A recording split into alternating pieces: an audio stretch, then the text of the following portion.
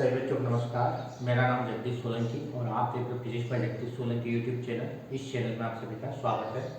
बच्चों, आज हम पढ़ेंगे प्रतिरोध, रेजिस्टेंस। जैसे कि नाम से स्पष्ट है, प्रतिरोध का मतलब होता है रुकावट डालना। अब यहाँ पर हम जब विद्युत की बात करते हैं, उसमें जब किसी चालक में धारा प्रवाहित होती है, तो वो जब धारा प्रवाहित होती है तो उसमें कुछ न कुछ रुकावट उत्पन्न होती है। उस रुकावट को हम क्या नाम देते हैं? यहाँ पर प्रतिरोध कहते हैं। तो आज हम पूरा प्रतिरोध के बारे में पूरी जानकारी प्राप्त करेंगे कि प्रतिरोध क्या होता है, इसको कौन कौन से कारक प्रभावित करते हैं, क्यों उत्पन्न होता है, और विभिन्न प्रकार के एग्जाम्पल के द्वारा इसको हम समझेंगे। यहाँ पर हमने एक डायग्राम बता रखा है, यहाँ पर और यहाँ पर। तो जैसे वोल्टेज, धारा और प्रतिरोध, ये मान लो कि वोल्टेज है। अब वोल्टेज का क्या काम होगा, हमने चित्र में अपने को समझा रखा। वोल्टेज मतलब विभव, ये करंट, धारा, करंट, और ये रेजिस्टेंस, प्रतिरोध। तो यहाँ स्पष्ट है कि वोल्टेज का क्या काम होता है। बहुत सारे बच्चों को मालूम ही नहीं कि वोल्टेज क्या होता है, धारा क्या होती है, प्रतिरोध क्या होता है। इन तीनों के बारे में कुछ भी नहीं पता होता है। तो वास्तव में जो वोल्टेज होता है किसी भी परिपथ में, कोई सा भी सर्किट हो, कोई सा भी चालक हो, कोई सा भी कंडक्टर हो, उसमें जो वोल्टेज क्या करता है, जो इलेक्ट्रॉन होते हैं किसी भी परिपथ, किसी भी चालक में, उनको क्या करता है? धक्का मारने का काम करता है। वोल्टेज का क्या काम होता है? जैसे बैटरी है, बैटरी से हम वोल्टेज देते हैं, तो उसमें क्या है, इलेक्ट्रॉन क्या करता है? वो धक्का मारता है, मतलब आगे बढ़ाने का काम करता है। क्योंकि किसी भी चालक में इलेक्ट्रॉन पहले से उपस्थित होते हैं, लेकिन वो इलेक्ट्रॉन जो होता है वो गति भी करते रहते हैं, और उस गति के कारण से हम कहते हैं कि आवेश जब प्रवाहित होते हैं तो धारा प्रवाहित होती है। परंतु जब तक हम बैटरी नहीं लगाएंगे, वोल्टेज नहीं लगाएंगे, तो जो इलेक्ट्रॉन होते हैं वो क्या होते हैं? रेंडमली, अनियमित, किधर भी, किसी भी दिशा में गति करते रहते हैं। मतलब निश्चित दिशा नहीं होती उसकी गति करने की, चाहे जिस दिशा में गति करते रहते हैं, सभी दिशाओं में गति करते रहते हैं, जिसके कारण से उस चालक में कोई धारा प्रवाहित नहीं होती है। लेकिन जैसे हम बैटरी लगा देते हैं, है ना, वोल्टेज लगा देते हैं, तो जो इलेक्ट्रॉन का पॉजिटिव, बैटरी का जो पॉजिटिव टर्मिनल से इलेक्ट्रॉन आकर्षित होगा, मतलब एक ही दिशा में इलेक्ट्रॉनों का प्रवाह होने लगता है, जिसके कारण से उस चालक में धारा प्रवाहित होने लगती है। तो आपको मालूम होना चाहिए कि सभी चालक में इलेक्ट्रॉन होते हैं और घूमते भी रहते हैं। और हमने पढ़ा है कि धारा जो होती है वो आवेशों का प्रवाह होता है। जब तक आवेश एक दिशा में, निश्चित दिशा में प्रवाहित नहीं होंगे, धारा प्रवाहित नहीं होगी। तो इसके लिए किसकी आवश्यकता होती है? अपने को बैटरी की आवश्यकता होती है, वोल्टेज की आवश्यकता होती है। तो बैटरी का क्या काम होगा? इलेक्ट्रॉन को धक्का मारना होता है, फिर ये इलेक्ट्रॉन क्या होता है? प्रवाहित होते हैं, एक स्थान से दूसरे स्थान तक जाते हैं इलेक्ट्रॉन। और अब प्रतिरोध क्या होता है? अब प्रतिरोध क्या होता है? जब इलेक्ट्रॉन प्रवाहित होते हैं, बहुत सारे इलेक्ट्रॉन होते हैं चालक, तो आपस में टकराते हैं, और जो एटम होता है, परमाणु होता है, उसके अंदर पॉजिटिव चार्ज, जो भी आयन्स होते हैं, उससे भी टकराते हैं। उस टक्कर के कारण से क्या होता है? उसकी जो गति होती है, वो प्रवाह की गति क्या होती है? कम हो जाती है, यानी धारा का जो प्रवाह होता है वो कम हो जाता है, रुकावट उत्पन्न होने लगती है। ये इलेक्ट्रॉनों के टकराने के कारण से ऐसा उत्पन्न जो प्रतिरोध होता है, रुकावट होती है, उस रुकावट को क्या नाम देते हैं? हम प्रतिरोध कहते हैं। तो प्रतिरोध क्या काम करेगा? जो इलेक्ट्रॉन प्रवाहित होते हैं उसको क्या करेगा? वो रोकने का काम करता है। जैसे यहाँ पे बता रखा कि जा रहा है, लेकिन ये क्या कर रहा है? पकड़ के रखना, विरोध कर रहा है, अपोज कर रहा है, ऑब्स्ट्रक्ट कर रहा है, मतलब उसको प्रवाहित होने से, आगे जाने से क्या करेगा? रोकता है। तो रोकने वाला जो कारक होता है वो हमारे पास में प्रतिरोध कहलाएगा। जैसे यहाँ पे हमने एग्जाम्पल देखे कि इधर वोल्टेज लगाया, ये आवेश इधर प्रवाहित होना चाहता है, लेकिन इसको क्या कर रहा है? रोक रहे, यानी रेजिस्टेंस पैदा कर रहा है, रुकावट उत्पन्न कर रहा है। अब मान लो कि कोई पाइप है, ये पाइप में हमने पानी भर रखा है इतना लेवल तक का, और इसको हम जब खोलते हैं, यहाँ पर हमने रेजिस्टेंस का ये उपयोग कर रखा है, वाल के रूप में इसको उपयोग कर रखा है। यदि मान लो कि इस पाइप में, है ना, कोई पत्थर आ जाए, यदि मान लो पत्थर डाल दे, कोई रुकावट डाल दे, क्या होगा? पानी कम प्रवाहित होगा। इधर प्रवाह जो धारा होती है वो करंट है, हमारे पास जो पानी जो बाहर निकल रहा है वो करंट है, धारा है। और यहाँ से जो वोल्टेज दे रहे हैं हाइट के हिसाब से, ये हाइट इसका वोल्टेज है, लेवल है, तो ये जो वोल्टेज जितना ज़्यादा लेवल होगा उतना ज़्यादा करंट प्रवाहित होना चाहिए। लेकिन क्या मान लो कि यदि उदाहरण के लिए यहाँ मान लो कि पाइप में कुछ पत्थर डाल दी या कोई अन्य सामग्री डाल दी, तो इसका प्रवाह क्या हो जाएगा? कम हो जाएगा, धारा कम प्रवाहित होगी, मतलब उसमें रुकावट उत्पन्न होती है। तो ये जो, या कह सकते हैं इसे वाल लगा दें इसको कंट्रोल करने के लिए, तो ये कम ज़्यादा करने के लिए जो हम रेजिस्टेंस लगा देते हैं इसमें, और इसको रुकावट उत्पन्न करने के लिए। ये प्रतिरोध होता है। प्रतिरोध क्या होता है कि जब भी किसी चालक में हम धारा प्रवाहित करते हैं, कोई कंडक्टर है उसमें यदि करंट फ्लो होता है तो जब धारा प्रवाहित होती है तो चालक के द्वारा धारा के मार्ग में रुकावट उत्पन्न की जाती है, ऑफसेट अपोज करता है चालक कंडक्टर। उस जो जब धारा प्रवाहित होती है तो धारा प्रवाह का क्या करता है वो विरोध करता है, क्योंकि इलेक्ट्रॉन आपस में टकराते हैं, उस टक्कर के कारण से धारा जो होती है प्रवाहित होना कम हो जाती है, मतलब उसका विरोध करता है। और वो विरोध का गुण ही उसका क्या कहलाएगा हमारे पास में प्रतिरोध कहलाता है। तो प्रतिरोध की परिभाषा समझ में आनी होगी कि किसी चालक के द्वारा धारा के मार्ग में जो रुकावट उत्पन्न की जाती है उस रुकावट को हम उस चालक का प्रतिरोध कहते हैं। और यदि हम ओम के नियम की बात करते हैं तो ओम के नियम से भी इक्वल टू आर होता है, आर यहाँ से आर जो होता है वो प्रतिरोध कहलाता है, R equal to V upon I. जो आर होता है उसको हम प्रतिरोध कहते हैं और इसका सिंबल इस तरह से हम प्रदर्शित करते हैं, प्रतिरोध का संकेत होता है तो प्रतिरोध को आर से प्रदर्शित करेंगे। और आर इक्वल टू ओम के नियम से वी अपॉन आई होता है। वी क्या होता है वोल्टेज और आई क्या होता है करंट, यानी वोल्टेज और करंट का जो अनुपात होता है, विभव और धारा इन दोनों का जो अनुपात होता है वो चालक का क्या कहलाता है हमारे पास प्रतिरोध कहलाता है। तो जब भी प्रतिरोध की परिभाषा है तो या तो थ्योरेटिकल परिभाषा है और मैथमेटिकल परिभाषा है। किसी चालक के द्वारा विद्युत धारा के मार्ग में रुकावट डालना प्रतिरोध कहलाता है, या किसी चालक के शिरों के चारों के विभवांतर वोल्टेज और उस चालक में प्रवाहित धारा आई करंट इन दोनों का अनुपात, अनुपात मतलब अपान बटे में लिखते रेशो, वो हम उस कंडक्टर का उस चालक का क्या कहलाता है प्रतिरोध कहलाता है। इसका मात्रक मालूम होना चाहिए, इसका मात्रक ओम होता है, इसको ओमेगा से प्रदर्शित करते हैं, इसका प्रदर्शन का जो प्रदर्शित आर से करेंगे और इसका संकेत हमारे पास इस तरह से प्रदर्शित करते हैं। तो एक बात तो समझ में आना चाहिए कि प्रतिरोध जो होता है रुकावट उत्पन्न करता है, लेकिन ऐसा नहीं है कि धारा को पूरा रोक लेता है। जैसे मान लो पाइप में से पानी यदि जाता है, एग्जाम्पल के अपन यहाँ दिया था कि यदि इस पाइप में से पानी धारा प्रवाहित हो रही है तो यहाँ पाइप में बीच में पानी कहीं रुकेगा नहीं। यदि ऐसा होगा क्या पाइप बस्ट हो जाएगा, फूट जाएगा, तो यहाँ से जो धारा जा रही है वो तो जाएगी, लेकिन उसकी जो गति होगी मोशन होगा थोड़ा धीमे हो जाएगा, रुक रुक के जाएगी। तो रुक रुक के जाने वाली जो होती है वो हमारे पास में धारा होती है वो कम हो जाती है, स्पीड कम हो जाती है उसको, लेकिन जाए यहाँ से जितना भी पानी जा रहा है फ्लो जा रहा है वो इधर भी पूरा पूरा पानी निकलेगा। लेकिन कहने का मतलब ये होता है कि जब भी हम किसी चालक में धारा प्रोवाइड करते हैं तो मान लो कि ये हमारे पास में एग्जाम्पल के लिए हमारे पास में ये हमें धारा प्रोवाइड करती है, तो यहाँ से जितने इलेक्ट्रॉन जा रहे हैं वो वापस आएंगे, ऐसा नहीं बीच में एकत्रित हो जाएंगे। एकत्रित होने बाद क्या होगा, तार जो बदल जाएगा, विस्फोट हो जाएगा।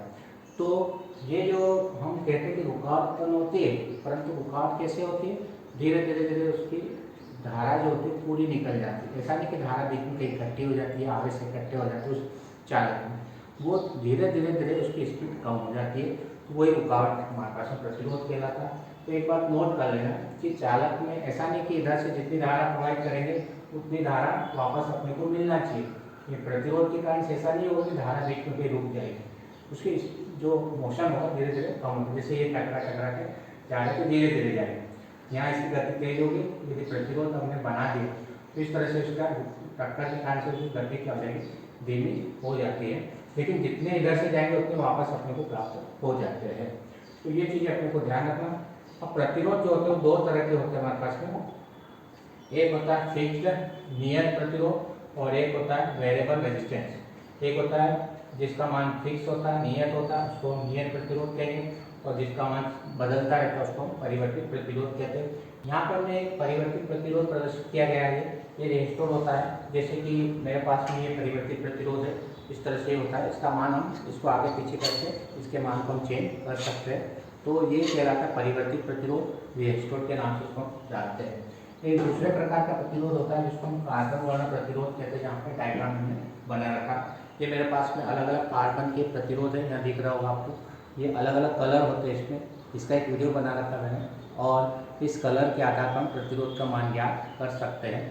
तो ये फिक्स्ड होता है, इसका मान बदलता नहीं है, और ये जो होता है रेजिस्टर, इसका मान बदलता रहता है।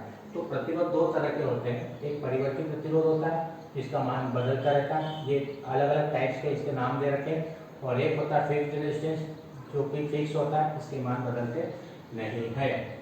उसके बाद में अब हम देखेंगे कि जो प्रतिरोध होता है उसको प्रोवाइड करने वाले कौन कौन से कारक होते हैं। तो एक हमने ओम के नियम से एक गणितीय व्याख्या की थी इसमें, ओम के नियम की, और उसमें एक फार्मूला आपने को प्राप्त होता है R equal to mn/a/n/e² into tau. Tau जो होता है रिलैक्सेशन टाइम कहलाता है, श्रांति काल कहलाता है, श्रांति काल कहलाता है, रिलैक्सेशन टाइम कहलाता है टाउ। m मास होता है, l लेंथ होती है, द्रव्यमान लंबाई के एरिया, और n जो होता है नंबर ऑफ इलेक्ट्रॉन्स होते हैं, फ्री इलेक्ट्रॉन जो कि मोशन करते हैं, और e इलेक्ट्रॉन का चार्ज होता है, और टाउ जो होता है वो रिलैक्सेशन टाइम होता है जिसको हम श्रांति काल के नाम से जानते हैं। अब ये फार्मूला होता है जो ओम ने अपने नियम की गणितीय व्याख्या जब की थी तो उसमें प्राप्त हुआ। इस फार्मूले के आधार पर हम प्रभावित करने वाले कारक देखेंगे। अब मान लो कि जो पहला कारक देखते हैं, क्योंकि इसमें एम जो होता है वो द्रव्यमान होता है, किसी चालक का मास हमेशा कांस्टेंट होता है, नियत होता है, इसलिए इसको हम छोड़ रहे हैं। दो चीज़ें नियत क्या, एक तो एम कांस्टेंट है और दूसरा हमारे पास ई कांस्टेंट है। इन दोनों के मान फिक्स है, इलेक्ट्रॉन का द्रव्यमान भी फिक्स है और इलेक्ट्रॉन का मान भी कांस्टेंट होता है, नियत होता है। ये दोनों मान नियत होते हैं, इसको छोड़ रहे हैं। अब चेंज होने वाली राशि कौन कौन सी होगी, एक तो एल आएगा, एल मतलब लेंथ, दूसरा एरिया, तीसरा एन नंबर ऑफ इलेक्ट्रॉन, और चौथा है टाउ। तो ये चार कारक हमारे पास में है जो प्रतिरोध को प्रभावित करेंगे। अब हम एक एक करके चारों कारक के बारे में पढ़ेंगे।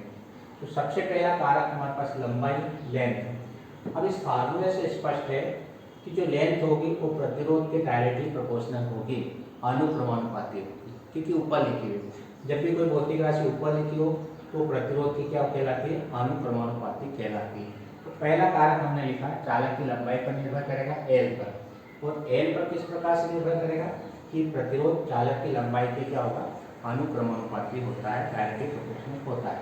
पहला पॉइंट, तो यहाँ से हमको मालूम होना चाहिए आर डायरेक्टली प्रोपोर्शनल एल, यानी कहने का मतलब ये है कि लंबाई यदि बढ़ती जाएगी, जैसे एग्जाम्पल में इतना लंबा वायर है और ये बड़ा वायर करते हैं, तो यदि लंबाई बढ़ा देंगे, लंबाई बढ़ेगी तो प्रतिरोध का मान भी बढ़ेगा, और लंबाई कम करेंगे तो प्रतिरोध का मान भी कम होगा।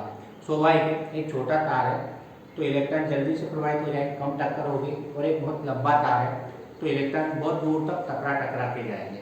यानी लंबा यदि तार होगा तो ज़्यादा टक्कर होगी, और जो टक्कर होती है उसी को प्रतिरोध कहते हैं, उससे धारा का मान कम होता है।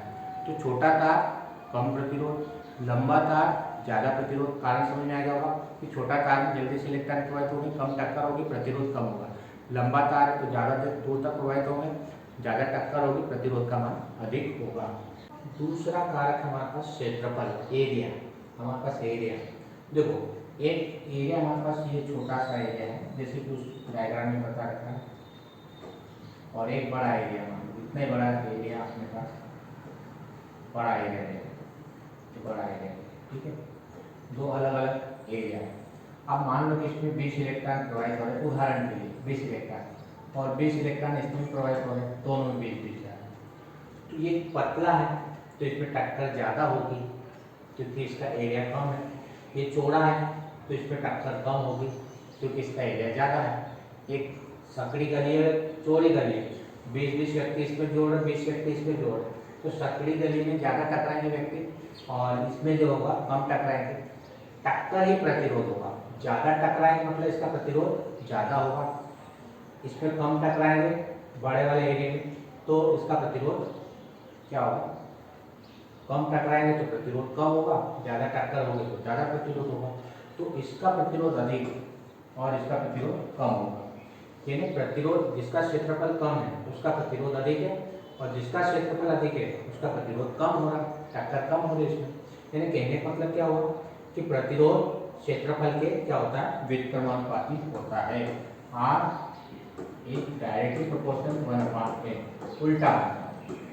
इसका मतलब समझ में आएगा, क्षेत्रफल अधिक तो प्रतिरोध कम होगा, क्षेत्रफल कम होगा तो प्रतिरोध कम अधिक होगा। तीसरा हमारे पास में एन, एन जो होता है पदार्थ की प्रकृति पर निर्भर करता है। एन मतलब इलेक्ट्रॉनों की संख्या होती है।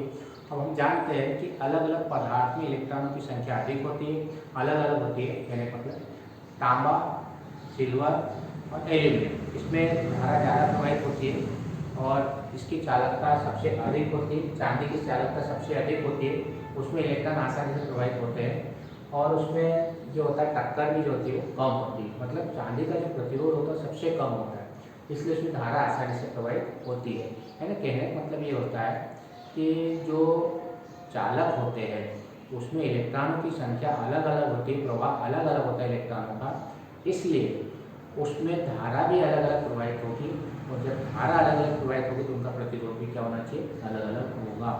जिसका प्रतिरोध अधिक है तो उसमें धारा कम प्रवाहित होगी, जिसका प्रतिरोध कम है तो उसमें अधिक धारा प्रवाहित होगी। क्योंकि प्रतिरोध और धारा एक दूसरे के व्युत्क्रमानुपाती होते उल्टे होते हैं। ज़्यादा धारा प्रवाहित हो रही है इसका मतलब उसका रेजिस्टेंस कम है और रेजिस्टेंस मतलब कम धारा प्रवाहित हो रही है इसका मतलब उस चालक का रेजिस्टेंस अधिक है, प्रतिरोध अधिक है।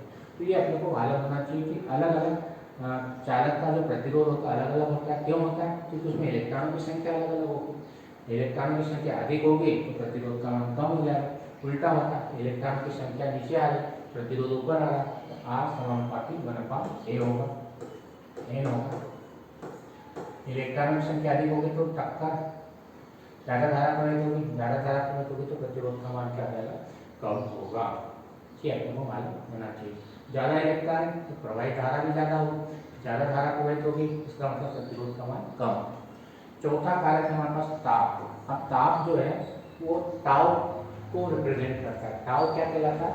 रिलैक्सेशन टाइम या श्रांति काल कहलाता है। अब श्रांति काल क्या होता है कि दो इलेक्ट्रॉनों के टक्करों के बीच जो समय लगता है, मान लो एक इलेक्ट्रॉन वो टकराए दूसरे से, फिर दूसरे से तीसरे से टकराए, तो वो जो दोनों इलेक्ट्रॉनों के आपस में जो टक्कर होती है जितने समय के लिए या यहाँ से यहाँ तक गया, तो टक्कर का जो समय होता है एक इलेक्ट्रॉन से दूसरे इलेक्ट्रॉन टकराने में कितना समय लगता है, वो जो समय होता है उस समय को हम क्या बोलते हैं, श्रांति काल कहते हैं।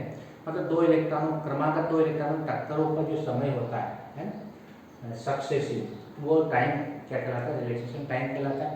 अब यदि मान लो टेम्परेचर यदि बढ़ा दिया क्या होगा, इलेक्ट्रॉन जल्दी गति करेंगे। क्यों? क्योंकि इसकी एनर्जी बढ़ जाएगी। जब टेम्परेचर बढ़ा देते हैं तो वो जल्दी गति करने लगते हैं, जल्दी टकराने लगते हैं। जल्दी टकराने लगते हैं मतलब टाइम पीरियड कम हो जाता है। टाइम पीरियड कम हो जाएगा तो प्रतिरोध का मान क्या हो जाएगा, बढ़ जाएगा। यानी टाइम पीरियड कम होने से, यानी टाउ का मान कम होने से, टाउ कब कम होगा, जब हम ताप को क्या करेंगे, बढ़ाएंगे। ताप बढ़ाएंगे तो टाउ कब होगा, टाउ कम होगा तो आर का मान बढ़ जाएगा, क्योंकि एक दूसरे की व्युत्क्रमानुपाती है टाउ और आर। यदि सीधा कह सकते हैं कि यदि हम तापमान बढ़ाएंगे तो श्रांति काल कम हो जाएगा, और श्रांति काल और ताप रेजिस्टेंस उल्टे होते हैं, व्युत्क्रमानुपाती होते हैं। तो ताप बढ़ाएंगे ये कम होगा श्रांति काल, रिलैक्सेशन टाइम, और ये कम होगा तो आर का मान बढ़ जाएगा। यानी आप कह सकते हो कि यदि ताप बढ़ाएंगे तो प्रतिरोध का मान भी बढ़ेगा। सिंपल शब्दों में हम कह सकते हैं। तो इस तरह से चार कारक है और इनको शॉर्ट नोट में इस तरह से याद रख सकते हैं। एन समानुपाती N/A N टाउ, या टी के लिए हम टेम्परेचर भी, टाउ के लिए हम टेम्परेचर भी ले सकते हैं, लेकिन फिर ऊपर आ रहा है LT/टाउ, ऐसा भी हम लिख सकते हैं। टाउ के लिए हम टेम्परेचर भी लिख सकते हैं। तो ये चार कारक हो गए LT/AN, L और T के अनुक्रमानुपाती और A और N के व्युत्क्रमानुपाती होगा। अब हम प्रतिरोध के विमा निकालेंगे, डायमेंशन निकालेंगे। प्रतिरोध का जो फार्मूला होता है ओम के नियम से R=V/I होता है, और V क्योंकि वोल्टेज होता है तो वोल्टेज का अपन डायरेक्ट डायमेंशन नहीं लिख सकते, तो V=W/Q होता है। जनरल ये V का फार्मूला था W/Q, तो इस V की जगह हमने W/Q लिख दिया, इस V का मान W/Q लिख दिया, I को वैसे लिखा, I को वैसे लिखना, तो हमारे पास में क्या आएगा, R=W/Q × I होता है। तो पहले ओम का नियम लगाना, R=V/I, V=W/Q होता, तो इसकी जगह W/Q लिख देना, W/Q ये मान हमारे पास आ जाएगा। अब W मतलब वर्क, कार्य, कार्य की मान अपने को पता है mL/T-2 होती है। आवेश, चार्ज, चार्ज की डायमेंशन AT होती है, विमा, और I क्या, करंट, धारा, एम्पियर, ये एम्पियर का A। इसको यदि हम सॉल्व करते तो m ये L², ये T ऊपर जाएगा तो -1 हो जाएगा T⁻³ और A ऊपर जाएगा, A और A² ऊपर जाएगा T⁻² हो जाएगी। तो इस तरह से प्रतिरोध की विमा mL²T-3 A-2 होगी, और इसकी यूनिट ओम होगी, और इसका सिंबल हमारे पास ओमेगा होगा। इस तरह से प्रतिरोध अपने को संपूर्ण जानकारी मालूम होना चाहिए। यदि वीडियो आपको अच्छा लगता है तो आप इस चैनल को सब्सक्राइब करें, अपने दोस्तों के साथ वीडियो को शेयर करें और बेल आइकन के बटन को प्रेस करें ताकि आने वाली वीडियो की नोटिफिकेशन आप तक पहुँच जाए। धन्यवाद। जय हिंद, जय भारत, वंदे मातरम।